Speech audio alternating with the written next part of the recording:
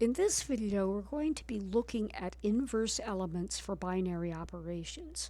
To get started, we need to let triangle be a binary operation on some set named S. And we're also going to need an identity element for triangle for this particular concept of inverse elements. So we're going to let E be an identity element for triangle. Now it's important to realize that when I say that E is an identity element, I don't care what kind of an identity element. In other words, E might be a two-sided identity element, or it could be that E might be just a right-sided identity element, or it could be that E might be just a left side identity element.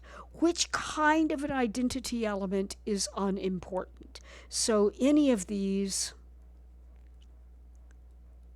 is okay for the definition of inverse element. We just have to have some kind of an identity element.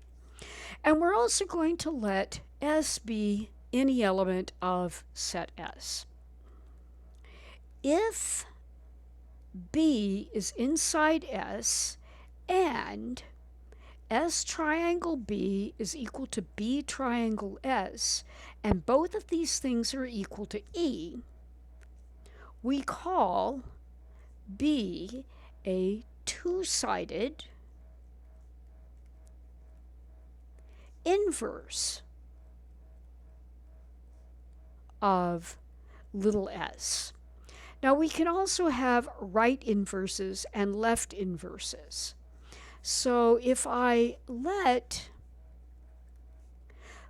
S be inside set S, and if B is inside S, and we only have S triangle B is equal to E, then we're going to call B a right inverse of S. And you'll notice that a right inverse is on the right side of the triangle. So that's what a right inverse is it has to be on the correct side of the operation.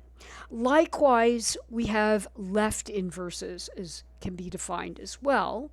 So if we have little s inside S, and if B belongs to set S, and B triangle S is equal to E, then we're going to call B a left inverse of little s. Now again, it's important to realize that left inverse means we are on the left side of the triangle in the equation where we have E on the other side. And so these are three basic definitions for inverses. In other words, we've got three kinds of inverses: two-sided inverses, right inverses, and left inverses. There is another note that there are a couple of notes that I want to make before starting to look at some examples. So, first note, if B is a two-sided inverse,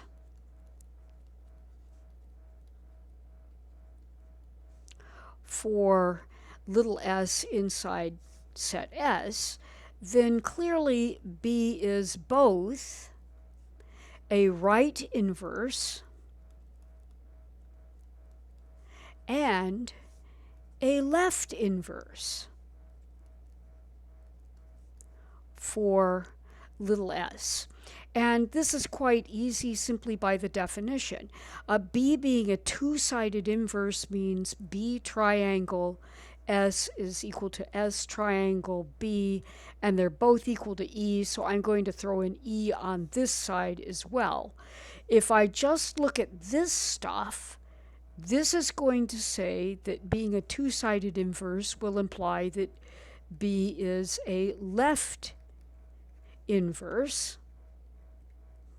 And if I just look at this stuff over here, this will say that B being a two-sided inverse will imply that B is a right inverse. The next note that I want to make concerns any pair of inverses. So, a second note. If we have A triangle B is equal to our identity element E, then obviously B is a right inverse of A, and A is a left inverse of B. So inverses come in pairs as a general rule. Well, let's look at some examples. If I am in the real numbers under addition, then minus 5 is a two-sided inverse of positive 5, since minus 5 plus 5 is equal to 5 plus minus 5, and both of these things are 0, and 0 is known to be the additive identity element. So that's why I have a two-sided inverse, and that of course generalizes to any element at its negative. I would like to now look at a more particular kind of example. Let's look at letting R star be the set of real numbers such that the number is not equal to 0.